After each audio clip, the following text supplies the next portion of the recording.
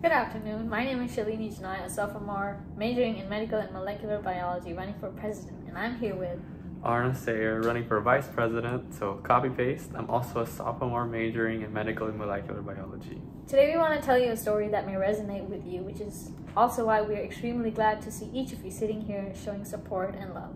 We truly appreciate this moment. On August 17, 2022, during my 20-hour layover in Hong Kong, crazy, I know, right? I realized that I was no longer in my home country and that this was a journey I chose for myself and it was too late to back out. Around 10 days later, I found myself in a similar position when I arrived in the United States for the first time. I remember the only thing I really felt when I was waiting for my bags and in line in immigrations was how confused I was. I felt lost. Despite all this, we took it one step at a time and worked our way to be here in front of you. This drive brought us to not only leave our hometowns, but to travel to literally the other side of the world to achieve our dreams.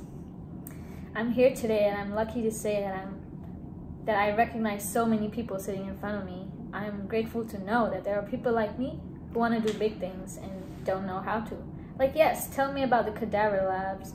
And I want to see you frolicking around and showing me your Harvard Med School ID. I feel so lucky to meet some of these future healthcare leaders, and I just know that they're going to succeed. Like, tell me how you got promoted to senior peer mentor in only your second year, and you're still one of the kindest and most humble people alive. I am fortunate to have built a real connection with passionate people. Like, yes, tell me how you built your computer from scratch. I think it's awesome how dedicated some students are to their dreams. Like, how do you manage to take a back-to-back hospital night shift and then go straight to recitation? I'm inspired when people tell me that they want to work so hard that they want to retire their mom early. I am taken aback by how hard my peers work.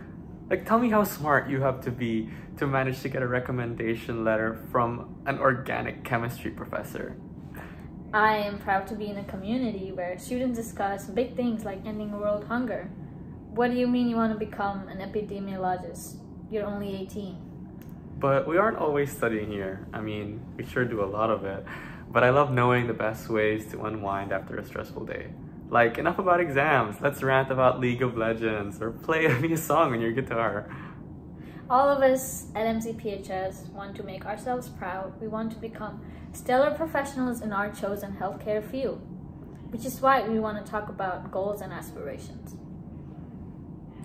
We want to bring a fresh feeling of team spirit, community, and growth to MCPHS. We know what we want out of our college experience based on what we learned on our first year, and that from there we set a model as expectations. We aim to highlight just a few concepts that make you better prepared to tackle your fears and achieve your goals. During our short stint as senators for the School of Arts and Sciences, we were able to achieve peer assistance tutoring for the anatomy and physiology courses, which greatly benefited the SMIT and nursing majors. Additionally, we were successful in implementing university artistry, where students had more power in how we represent ourselves through a merchandise program. An idea that started with a thought has come to fruition. Shameless plug, you should come to Town Hall on February 28th to get free quarter zips that were designed by your peers. This is only the surface of what we wanted to achieve in our tenure, but because of time constraints, we weren't able to make all of it. We are dedicated to assisting not only the current student body, but also the incoming student body as orientation team leaders for the upcoming summer. We learn better when we're teaching our peers as pals for biology, peer mentors, admissions ambassadors, biology lab assistants, and international student guides.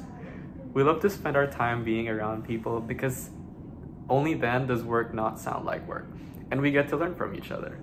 Being able to support students and peers has enabled us to learn about what's beneficial for student success.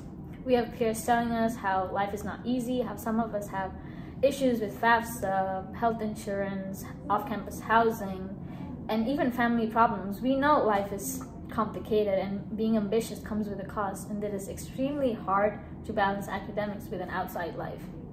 We see, hear, and know these active silent killers in our talented and passionate peers, which is sad and painful. But what's next? Do we just let it go? What else can we do about it? we stand in front of you today with a potential answer. One key takeaway we have from these learning experiences is the importance of listening.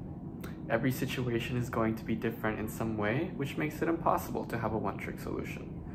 I learned that it is only through listening to what others have to say does it actually become possible to actively find answers. We want to make each and every student seen, known, and heard, a place for everyone to shine, a place to make your concerns understood, and a place that has people to call home for those who are strangers to it.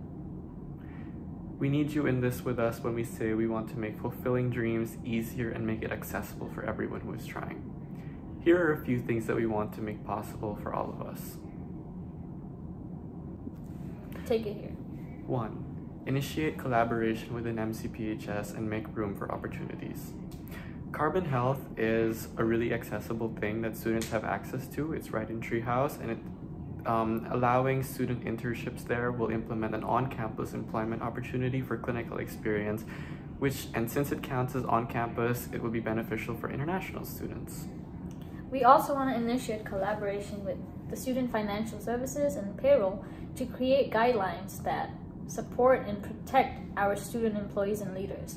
So when you have a concern with how you work and where you work and who you work for, you know where to go if you have a concern. The second one is renovate additional spaces such as the interfaith prayer room. So we want to try to find another place or a bigger place where we can have an interfaith prayer room to make it more accessible for students and more people can use it at the same time. We also understand that we are a healthcare institution, which is why we want to improve student wellness. We understand how rigorous coursework is, and we want to implement standing desks in low traffic hallways in the basement to promote healthy studying habits and lower the long-term risks of long studying hours. And last but not the least, we want to launch a student-led monthly newspaper under the student government, which would include faculty and staff of the month to appreciate the resources that cater to our university population. We want to put important dates and events and international student updates, and also point out notable achievements of our students and faculty. We also want to make it fun by hiring students to be a part of the editorial board so that we provide more jobs and opportunities for students to work on their artistic capabilities. We talked about what we saw in our peers and how we know them. We want to show you that we hear too. Seen, known, and heard is our call to action because each of you deserve to be recognized for your hard work. I'm the first one in my family to go to college, so trust me when I say I know how costly dreams are. In conclusion, we stand before you as candidates for president and vice president because we believe in the power of community, collaboration, and inclusivity. We hope to earn your trust when we strive to see you, hear you, and know you better. No speech can fully describe our gratitude to the SGA Pro staff, e-board, and fellow Senate members. No speech can translate the happiness in our hearts to see our mentors, co-workers, friends, and family supporting each other. And no student government can exist without the students, hence we want you to include in this.